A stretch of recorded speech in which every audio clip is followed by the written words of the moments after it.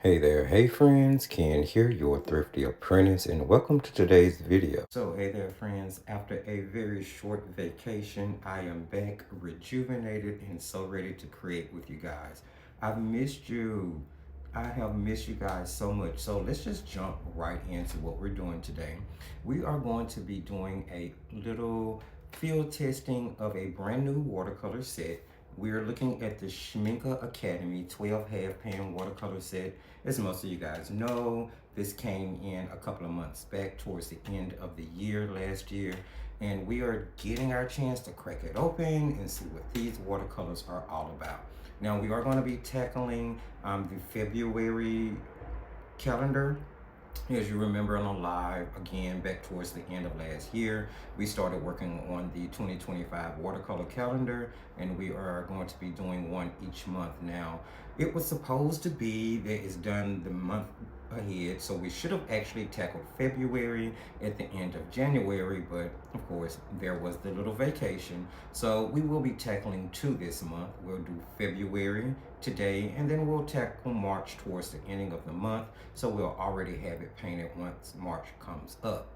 But before we do that, I thought it would be a really good idea to take a jump in and take a really close look at the Schmincke company, just in case some of you guys might not be familiar with. So Schmincke began as a company in 1881 when color chemist Joseph Hortum and Hermann Schmincke discovered the traditional oil resin oil formulations of art professional Cesare Mussini in Florence.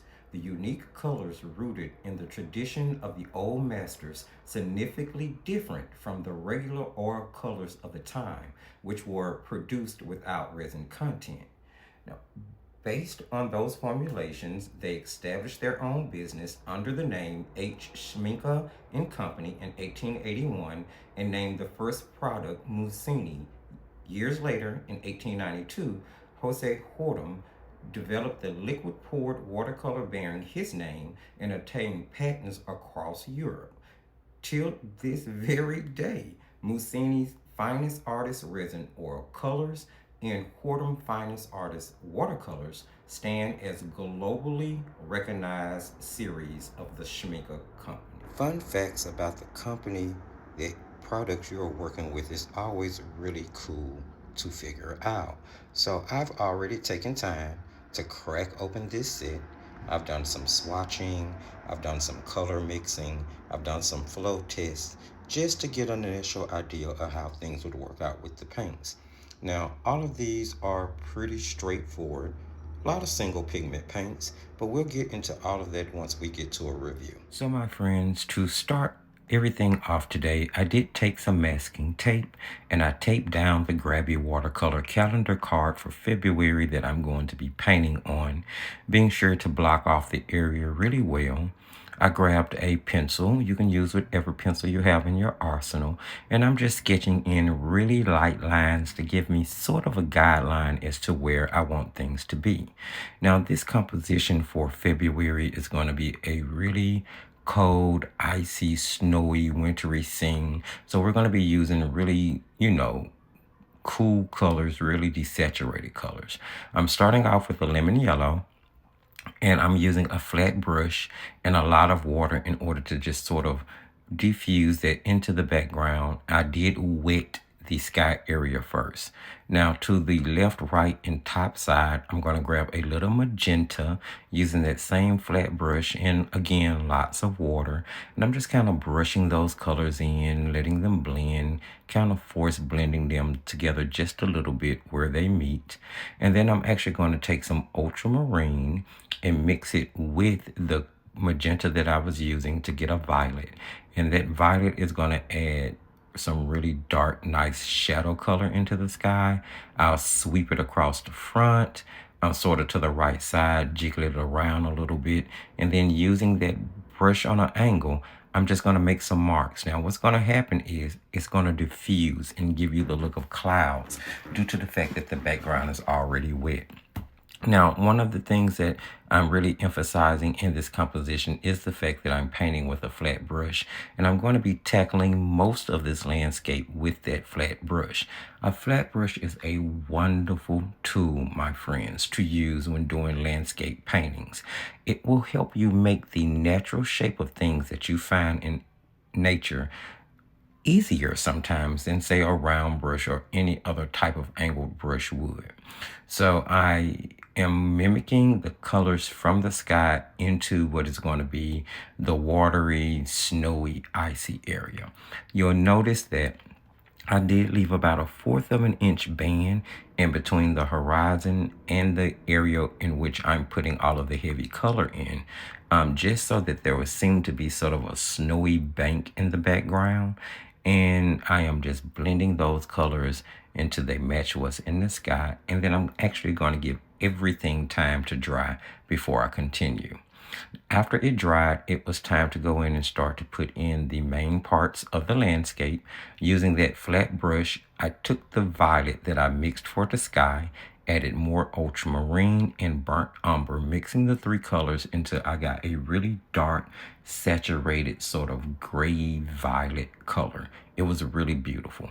And that's what I'm using to paint in my tree line. Now, flat brushes are an amazing, amazing way to do some impressionistic tree painting.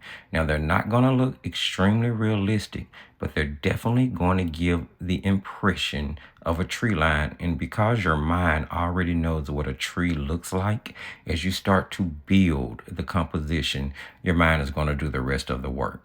Now, you'll notice I took the flat brush and using it on its tip, on the flat part, I pulled lines up from the horizon going into the sky. And to add the actual leafy area of each evergreen, I am just rocking that brush back and forth along that line that I'm using as the bark in the center.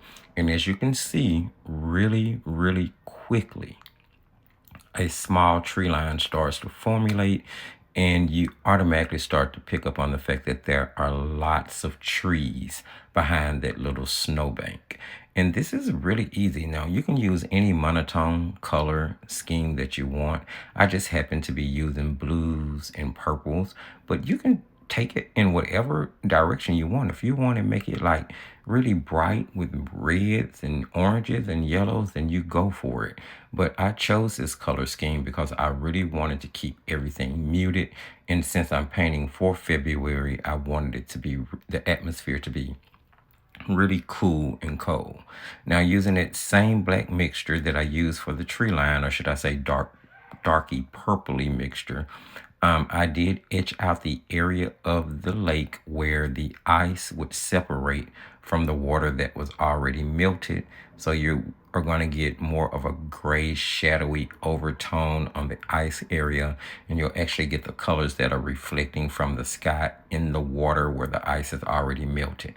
And you'll see I'm just throwing in a little bit more magenta in the water area just to enhance it a little bit, and just to give me that cooler feel, that cooler overall atmospheric feel. So after I have that settled sort of the way that I wanted it to, I had to give that time to dry. And then I'm going back and forth and just blending more color into the water area until I'm happy with it.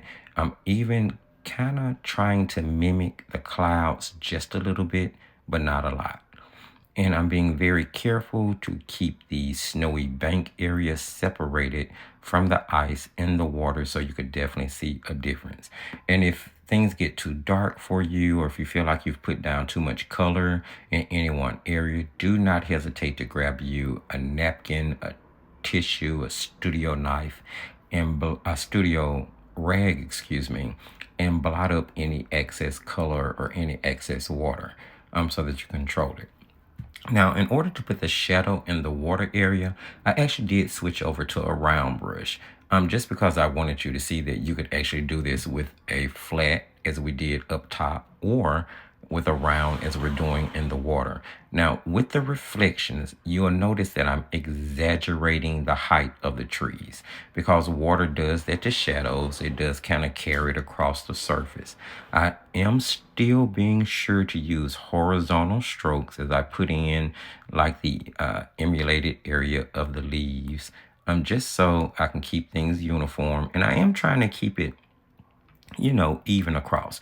You'll notice that on the far left and the far right, I did exaggerate and I did allow some of those tree shadows to run off of the paper. And that's just going to help give scale and push the snowbank and the actual tree line back further. And this is pretty much the entire composition. You're going to see me kind of hemming and hawing until I get it the way that I want it. Throw in a few grasses and then add in a few birds. As I said earlier, really straightforward, really easy, friends. Now, it was my pleasure to jump back into the nitty gritty of things and paint with you guys again. And hopefully you've enjoyed what you saw in this first field test. Don't forget to jump in the comment section and let me know what you think. You can also like and share the video so that you can help get it in front of other viewers like you. Check the video description for all of the relevant links. And if you're new and haven't subscribed, or returning and haven't subscribed, please don't forget to hit that subscription button so that you'll know when we go live and when we upload. Now you'll see here that I'm just dropping in a few birds before we wrap up, and I'm actually going to reflect the biggest bird in the sky in the water just because it is closer to the viewer, so you would see more of it. I'm going to use some bleed proof white to kind of sprinkle some snow all over, just so that we'll have some snowfall and to add to the overall cold feel of the picture. And then I'm going to use my black fine liner as I normally do in order to just kind of draw in a black box around the composition and help it stand out on the paper against the white border once the tape is removed. Don't forget to check out the Defyantarts website and this video or this playlist for your viewing pleasures. I'll see you next time.